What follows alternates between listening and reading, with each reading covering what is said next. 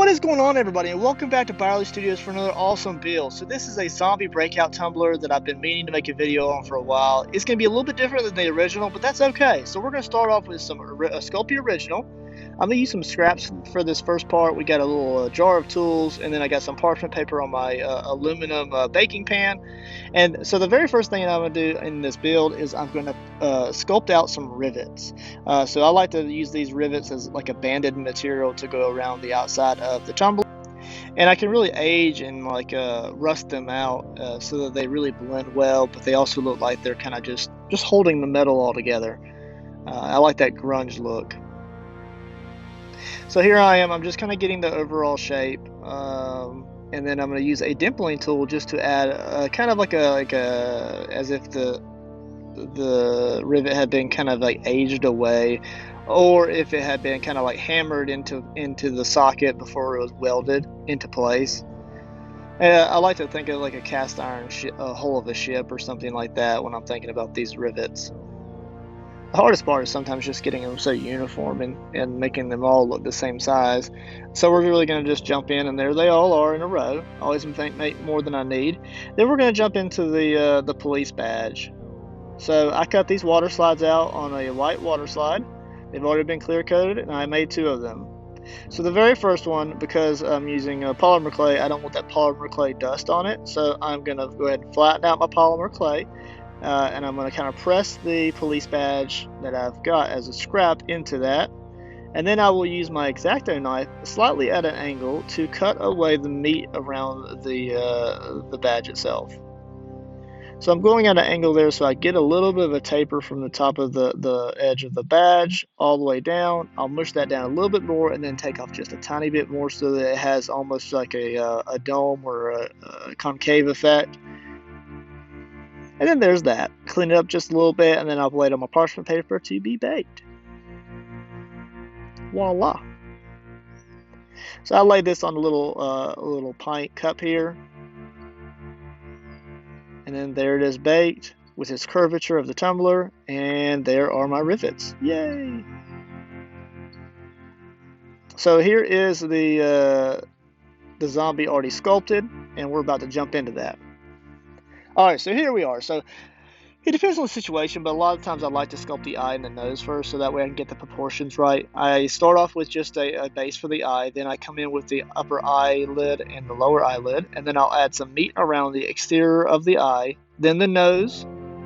So I'm building out the material of that nose, then the cheek and the jawbone, and then I'll come down to the upper lip. The mouth is not going to be visible on this one.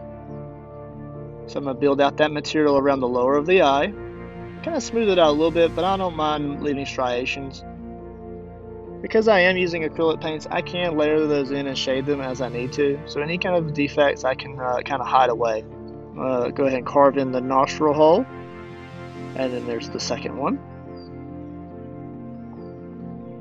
Kind of bore those out a little bit more, add some striations to the edges of the nose, really define it, and then I'm going to take away some of the meat of the nose, and what I'm going to do is I'm going to leave the cartilage behind. So there's going to be a thin line that's going to simulate as if cartilage was there. Then I'm using just a small tool there, just to roll over the very edge of the skin where the nose would have been cut. And then I'm also going to do the similar thing to the lower eyelid above. I'm going to tear that down. It's going to have some blood effect, and then all that's going to be torn skin as if it had been ripped off of the edge of his eye for some reason.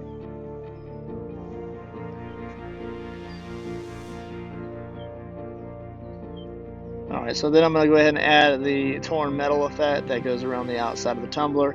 You will have seen this effect in my ghost tumbler, 3D ghost tumbler build, as well as the Spider-Man build that I did a few weeks ago. So go check those out if you haven't seen them. I call all of these the Breakaway classification.